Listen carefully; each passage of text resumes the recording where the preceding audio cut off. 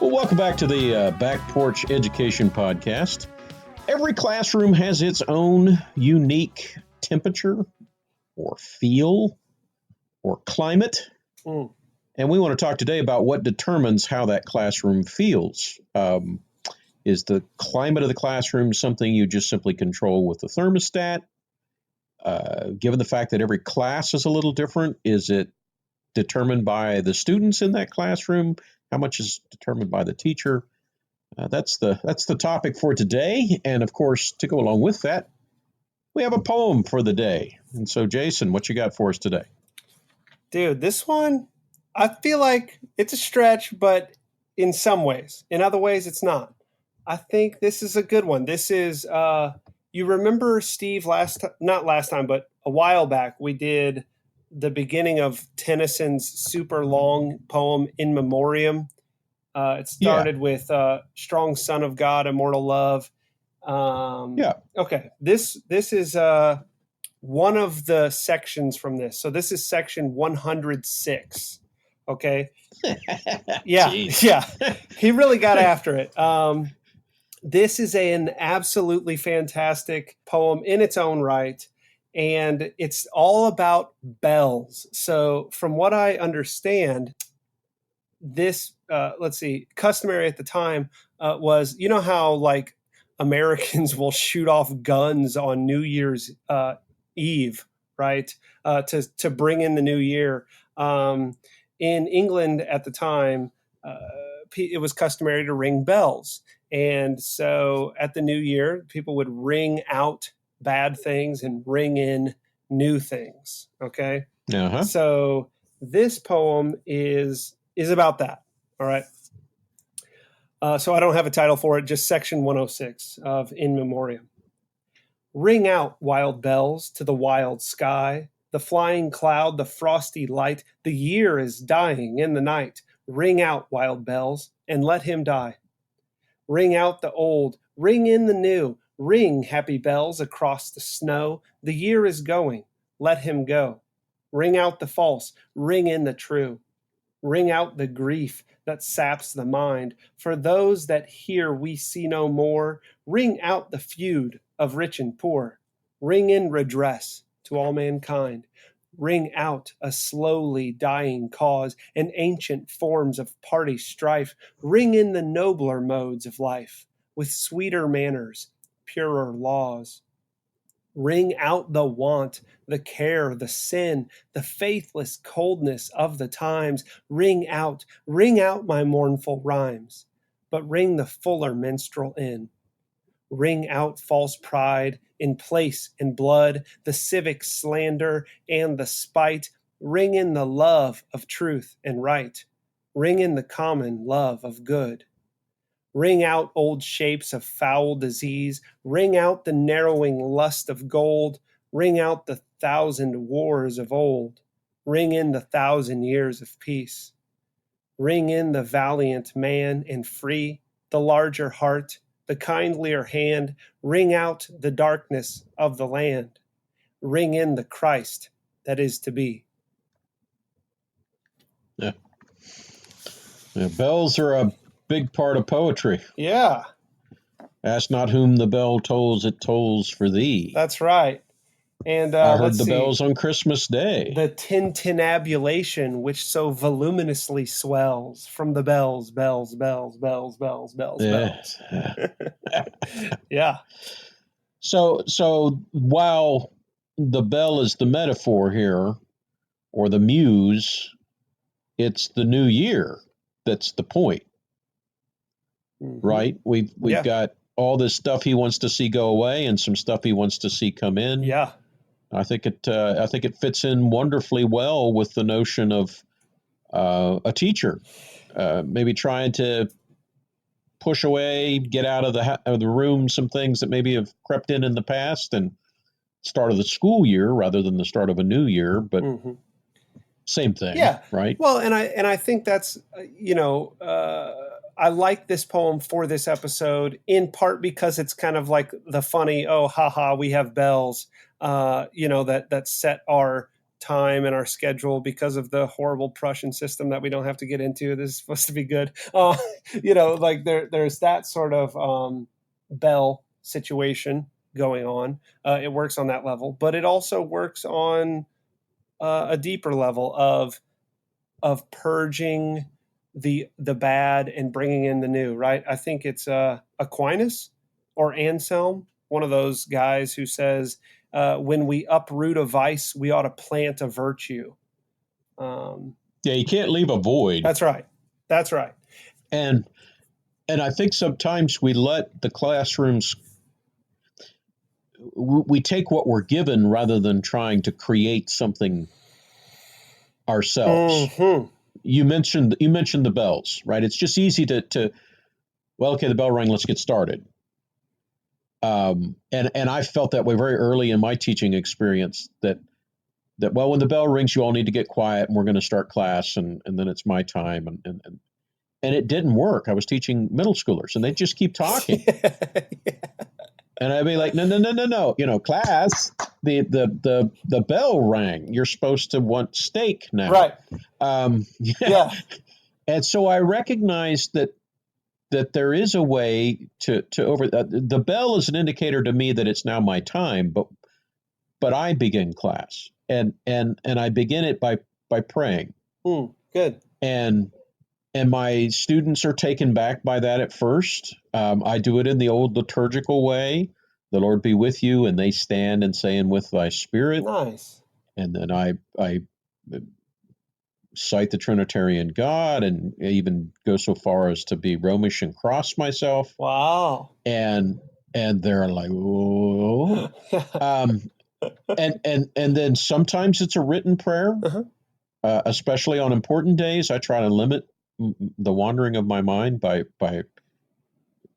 putting right in my lesson plan the written prayer that I wish to pray for them. And other times it is a wandering prayer. Sometimes it's about things that are going on in school, and sometimes it's about a particular need of a student or whatever. But they know that once I say in the name of the Father, Son, and Holy Spirit, amen, class has already begun. And it's interesting this year, I have a medieval literature catechism that I'm leading my students through in the sophomore year. So they stay standing and we rattle off for 7 or 8 minutes our catechism. Whoa. And then we sit down, and by that time we're 10 minutes into whatever it is God has in store for us. And many of them are, always happens with seminar, but in many of my classes, the surprise is the end bell, not the beginning bell. Mm-hmm. The beginning bell, they almost don't notice it. And I kind of like that. Sometimes I'm taking attendance or I'm still getting myself together from maybe I, stepped out in between classes. And so sometimes I let them have, I'm glad that they don't notice the bell. I don't want that to be what sets the tone. Yeah, good. But when I greet them and say, the Lord be with you, now Elliot's got us going. Mm-hmm. And so I've set this routine, and it is a routine, but it's also to me atmosphere. God is here with us. This is serious. Yeah. It's playfully serious. And they will from time to time even comment on what I choose to pray about, because it isn't always just grace in this hour to, sometimes I will bring in things that not to be flippant, but things they weren't expecting. Sure. Well, real life, especially right? with the written prayers. Yeah, and especially with the written prayers, I might choose some aspect. We're to be thankful for all things, and so if I choose to be thankful for this or that or the other thing that they might not have equated with this class, it gets them thinking and moving in the direction I want them to be. Mm-hmm. So I've resisted for many years the notion that I just play off of what the school gives me. Setting the tone of a lesson is pretty key to me. Yeah. Yeah, I think. What do you do to start that's class? Good. So mine's you much start the with same. a poem. Yeah, that's right. I do. We always do. I know you do. I know you do. So I typically for a long time I've done the Dominus Vobiscum. So start there, and just like you do, right? And so they respond et cum spiritu tuo, and from there, it's a poem. So it's not always Frost, okay, but Yeah. but it often is. No, Tennyson apparently has a little bit to say. Oh, he does. He has more to say than we have time to hear. His poem, "The Two Voices," is always a big deal because the seventh graders learn pretty quickly from other like the previous grades, right? Like Tennyson's Two Voices is when Mr. Dulworth cries. Um, so yeah, that's a pretty fantastic one. But yeah, there's that sort of thing, right? We start with a poem, and sometimes it's perfect segue. Sometimes it's not, and that doesn't bother us. We just move in. We see what the poem has for us, or what God has for us in the poem, and from there we move on to our lesson. Uh, so in any event, I like what you said, Steve, about routine setting, kind of the climate, because the reality is there is a routine, and your routine is going to set a lot of the tempo of the class. So my, I guess, stand or my stance is that you ought to be explicit about setting that routine, because it's going to be set regardless. So if you're not very careful about setting it, it's going to be set for you. And if it's set for you, you've missed an opportunity to hammer in some very, how should I say it, soul forming things for your students and yourself.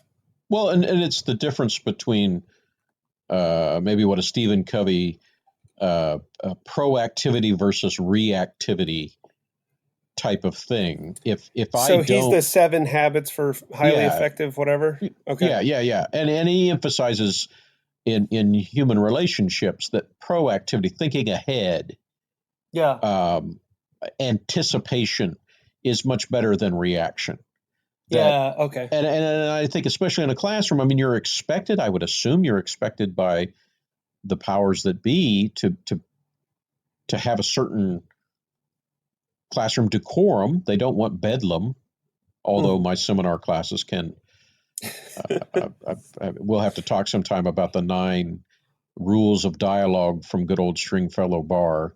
But he uses the word chaos and bedlam a great deal in describing what he was trying to implement way back in the day in St. John's College when they were working out the seminar for themselves. He Wow, that's admits fascinating. that if you're pursuing the truth, there is a little unruliness that's going to be involved. But even there, I don't want to get in the whack-a-mole reactionary kind of classroom setting where I'm trying to shut down what's been created apart from me. I would much rather be leading, I guess is the right way to say it, than running around behind going, stop that, no, not like that, like this. And it's not going to come from teenagers. The mode that they're going to default to is probably quite a bit less desirable than what we might be able to conjure up ourselves. They need us to lead them in that regard. Well, if we're not any better at it than them, then what are you doing? Right. Well, how did you get the job? I think that moves right into maybe the next big point is what is climate a part of education? Are we teaching them something in how we conduct class, or is it just what we're teaching them, the content? And I think you and I have talked enough on this podcast for people to anticipate that we're both going to say, well, how it's taught is incredibly formative to the soul of the student, and as a result, the more I think about the actions of the classroom and not just the quote unquote material to be covered, but the means by which it's covered, the kinds of assignments I'm comfortable doing, the pace how many books are we going to read this year is a climate issue, Oh yeah. right? So one of my problems with, and I'm sorry, I don't want to step on too many toes, but I'm good at it. Sure. One of my problems with the whole AP world is the fire hose issue. Yeah. It, Well, it, the it great books, let's be fair, the great book suffers from the same thing at times, right? sure, Lest someone think that we're just going after institutionalized education of a whatever that stripe. The great books has the same sort of deal at times. right. Well, and it's an argument that's Mhm. that's centuries old. Yeah. Is it better to cover a broad scope of material, a half inch deep, Yep. or really just we're going to do the Odyssey all year long, and we're going down 1,000 feet into the ocean. We're Yeah. going to find where Neptune lives, and I caricature it both ways because at least for me, the middle is probably the most desirable. I want to make sure that in a literature course, for instance, I don't just play to my favorites, or in a history Mhm. course, great example, I'm not going to spend half of my teaching time on some aspect of U.S. history that I particularly love, like Civil War or the 1960s or something. I'm going to try and be careful to present them all they need to know. So how how deep or how long that goes, I'm still in control of that.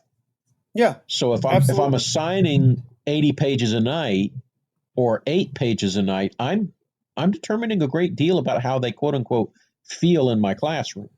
Yeah. And to get back to your earlier question, you are absolutely teaching uh, your students not just content, but something about how content ought to be consumed and Yeah. interacted with, right? Well, and something of Peeper creeps in here. Ooh, If you haven't okay. heard our episode on leisure, the basis of culture, go back and listen to that. But is this a work culture or a contemplative climate in the classroom? Mm-hmm. Are we sweating? And I don't mean to push too far back against the word, but I sometimes get nervous when I hear rigorousness overemphasized in education, because in its history, it's a negative term. That's right. Rigor mortis. Right. Well, yeah, it's not always something you want. It's usually used to describe something that's too hard. Yep. And yet, because I think it's a reaction to the concern in the 70s and 80s that all the curriculum was getting dumbed down and it's too easy, so we offer a rigorous program. We're pushing back, but it can be too easy. It can be too hard. It's the Goldilocks problem, right? Finding Sure. and I don't know that's another question, I guess, for the discussion. Is there a particular climate? We usually use the term climate to refer to what the temperature is in the classroom. Yep. And I had a wonderful time. Um, my first teaching assignment was in a room that shared the thermostat was in my room, but it controlled next door, which was a kindergarten classroom. So I had 8 eighth graders, and she had 30 little heat machines. Yeah. So you were freezing all the time. Well, she would come over, and it was at times it was comical Yep. because I would adjust it to make it at least bearable for my kids, and then she'd be right back over to adjust it with me, and what is the right temperature? Yeah. Is it 73? Is it 75? Is it 65? Is it 82? You and your wife have those conversations, right? Sure. So I think that is just a little metaphor for almost everything in the classroom. Some Mm-hmm. teachers prefer a little bit of the edge to it. Yep. Some like it a little more rowdy. Others think that students flourish best in a highly I don't want to use the term rigid, but a quiet, Mm-hmm. oriented, Placid. ordered. Let's Yeah. placid classroom. Yeah, Yes, where you can hear the pencils scribbling away on the paper or right. whatnot. Yeah. Um, So I think I don't know what your preference is, but for me, I tend toward the rambunctious, the raucous. Um, I don't want it to be out of hand, but almost. That's where I'm pretty comfortable. And why is that comfortable for you? What is it about that climate that makes you happiest? the because man, truth is it's just you got to run after it to catch it. And it's unexpected, right? I like the the feeling of not knowing where it's going to come from next, but always on the lookout for it and always ready to chase it down. And so I don't know. It's something that has been fun for me to experiment with and to sort of see. But as I've now, this happens a lot more as I have students over several years. But I Right, have right. been, oh man, some of the most wonderful times have come about when we have been bouncing around ridiculously, frustratingly. I'm no doubt for someone who has not been a part of the conversation for the past 3 or 4 years, right? If you walked in, you would say, "This is a madhouse." But we're bouncing around, and then all of a sudden, truth breaks in, and we settle down pretty softly, pretty quickly, all of a sudden. And so I like that. That's a lot of fun for me. I don't have any trouble at all running around until something happens, and then all of a sudden, uh, really kind of bearing down on that thing. Right. And I think that there's a lot of climate is relationship. Mm, okay. One of the great books that I read on this years ago now, long time ago, Parker Palmer's The Courage to Teach. The title reveals that he's trying to give some courage to teachers. They have a hard job. Yep. But a lot of the what I saw in it that affected me was his discussion of safety. Okay. That for him, above all else, a classroom has if you're pursuing truth, there has to be a relationship of trust. The student has to know that the pursuit of truth includes mistakes and that it's okay to make them. Good. In fact, it's valued. Yeah. It's not belittled. It's not laughed at. It's not Harshly criticized or something like that. Right, slammed to the ground. No, you're wrong.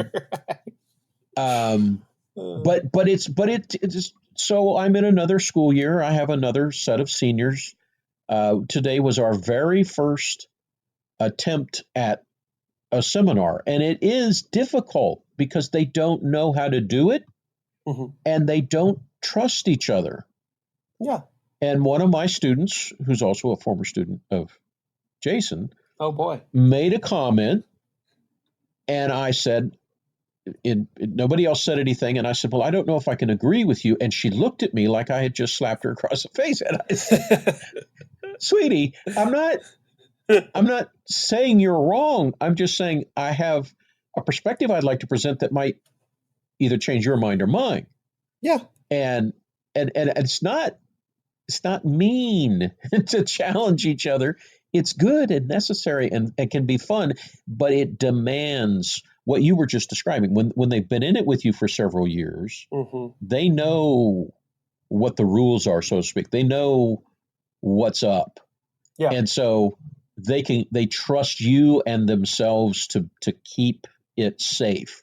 Whereas total strangers do a lot of, and I don't want to put too fine a point on it, but to me, sometimes that's what determines culture or the climate more than anything else is the teacher and students don't know each other. Yeah. Yeah, So, and I think we ought teacher, to be upfront about that, right? Like, hey, so I'm sure there's somebody listening like, okay, cool, dude, but I have new like 150 new students every right. year, and I get them 3 times a week for 50 minutes. Okay, well, guess what?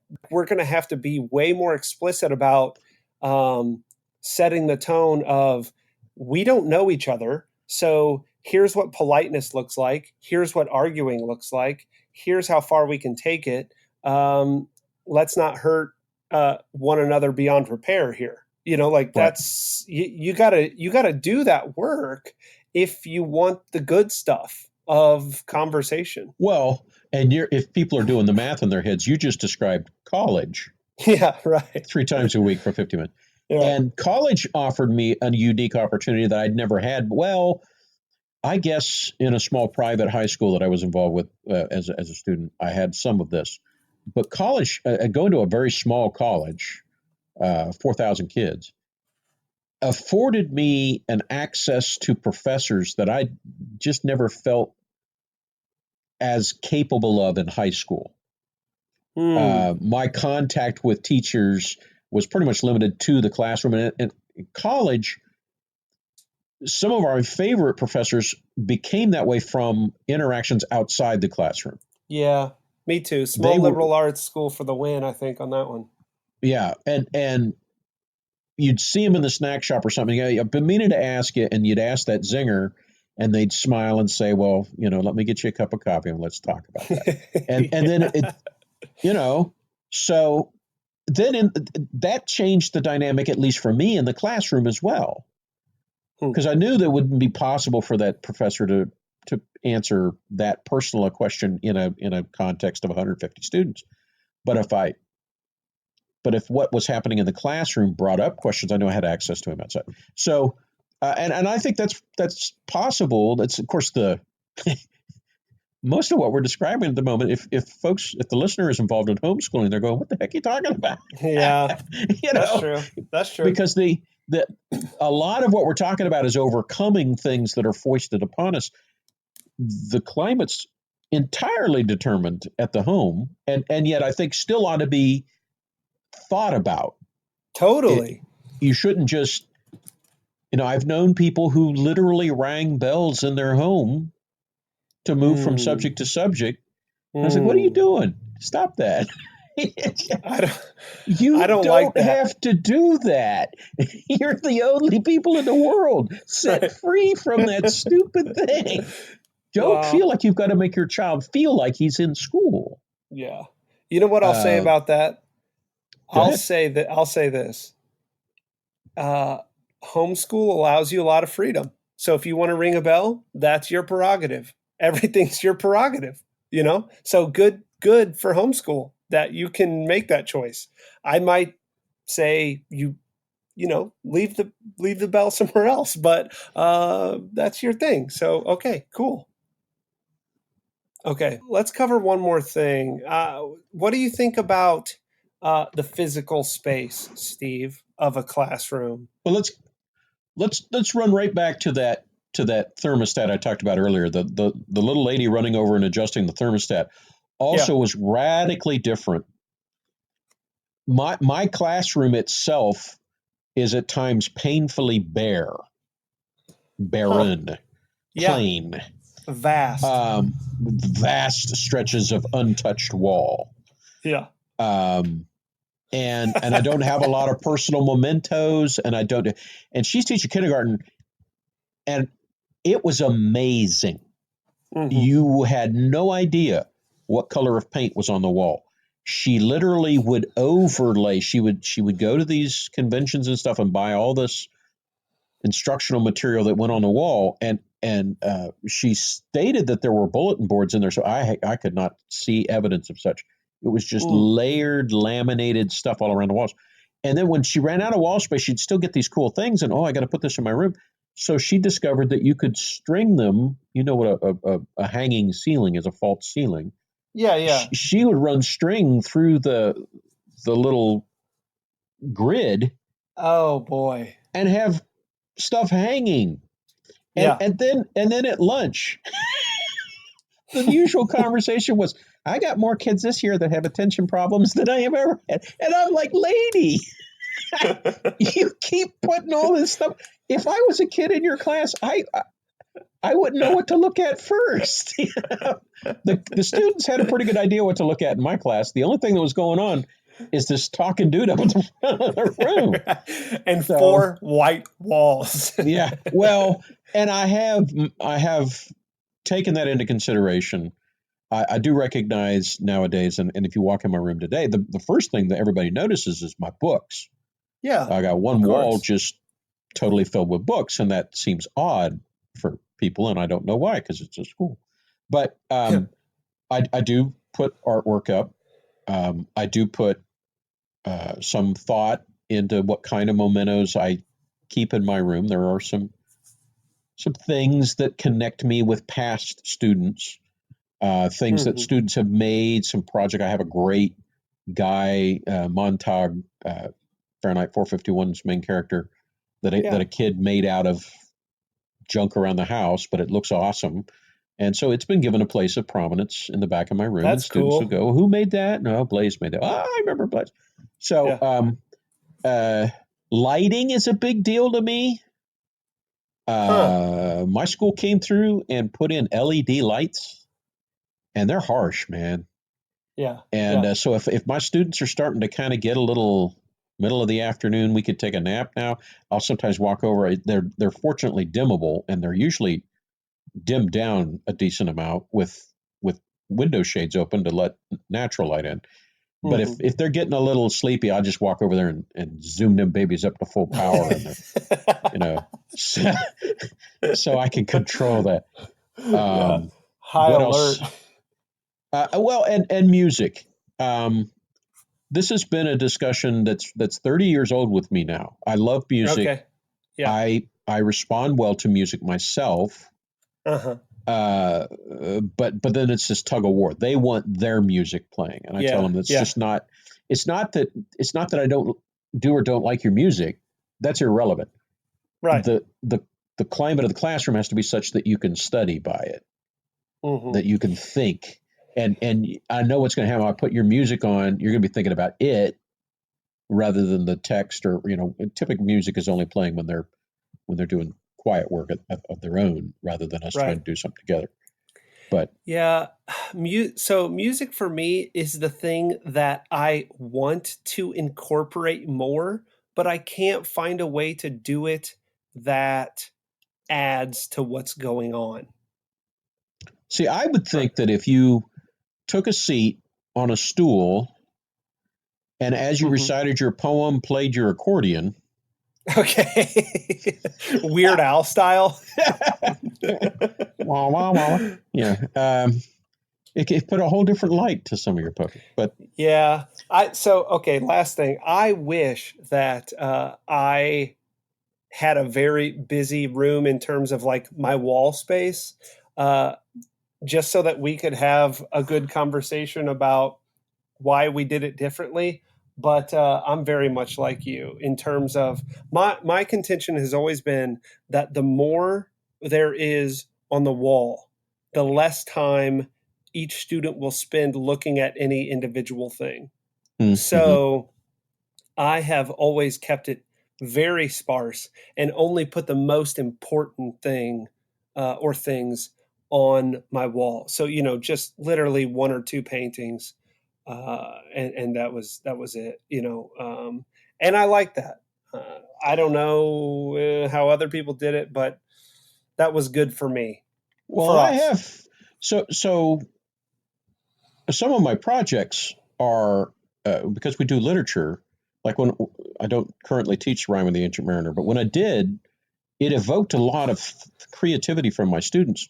And some of the better... You would come in with an albatross on your neck. Yeah, well, but that was the low-hanging fruit.